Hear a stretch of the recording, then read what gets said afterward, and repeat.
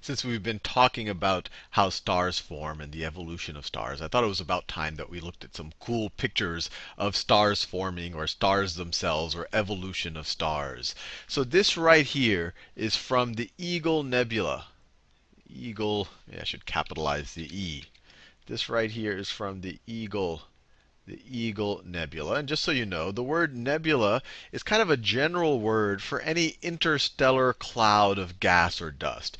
So when we're talking about the Eagle Nebula, we're talking about a huge nebula, and it's a nebula that spans. And just so you have a sense, this is just one of the pillars this is called the pillars of creation. You've probably seen this image before. There's these three pillars here, and this is just a small part of the actual Eagle Nebula. And just this pillar right over here, just this pillar here, just so that you have a sense of how large it is.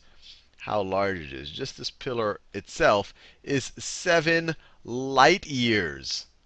It is 7 light years tall. So this is an enormous amount of distance. Remember, the distance from Earth to the nearest star was about 4 light years. It would take Voyager, if it was pointed in the right direction, at moving at 60,000 kilometers per hour, it would take Voyager 80,000 years to go 4 light years. Just this pillar is 7 light years. But I wanted to show you this because these type of nebulae, as the plural of nebula, are where stars can form. So this right here, you actually see this is actually kind of the breeding ground for the birth of new stars. This gas is condensing, just like we talked about a couple of videos ago, until it gets to that critical temperature, that critical density, where you can actually get fusion of hydrogen. So this is just a huge interstellar cloud of hydrogen gas. And over here you could you can just see it's just this breeding ground for stars. And we actually think that this structure doesn't even exist anymore. Because remember, this thing is very, very far away from us. In fact, it is, just so you have the number, this is 7,000 light years away.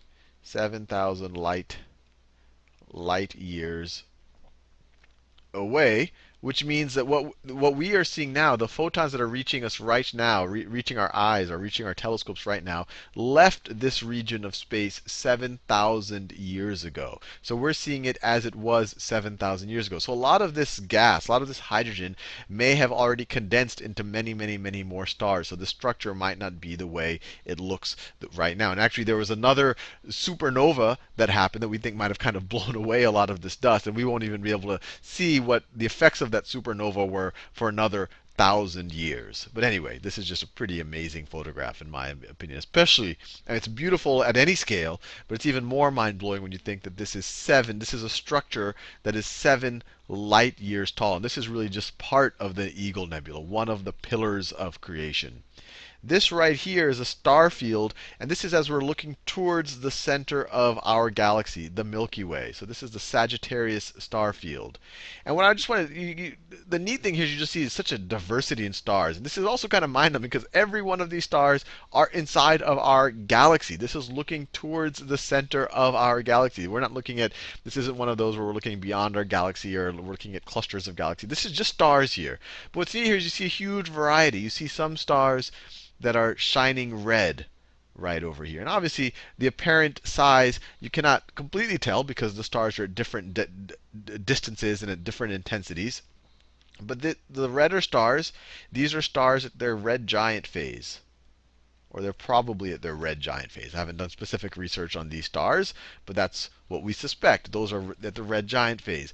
The ones that are kind of in the yellowish white part of the spectrum, these are stars probably in their main sequence, probably not too different than our own sun. The ones that are in the yellowish white, or closer to orange, yellowish white part of the spectrum. And the ones that look a little bit more bluish, or a little bit more greenish, these are burning super fast. Let me see if I can find. This one looks a little bit bluish to me.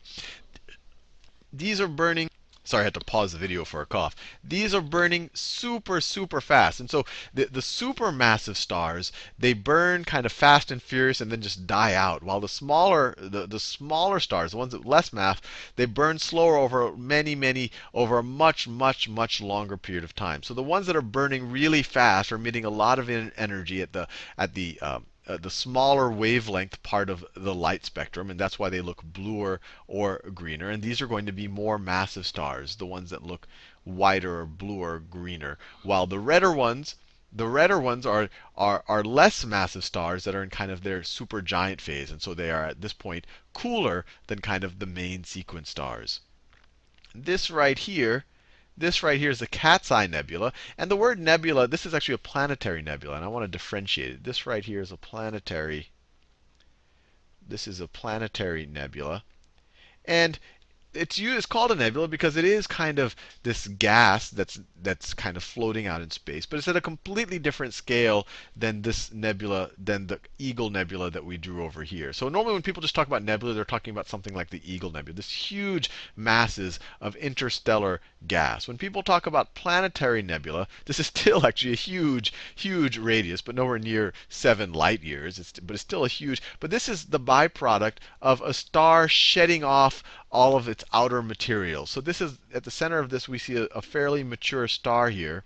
And it's shed off kind of its outer layers. And it did that while it was in its red giant phase. So the core would keep flaring up, keep having these hot explosions. And every time you had one of those hot explosions, you had more and more of its outer layers getting pushed off into space, forming this planetary nebula. So this, as we see it right now, it's still not yet a white dwarf. It is still an active star. Fusion is still occurring in this star, but it's well on its way to becoming a white dwarf.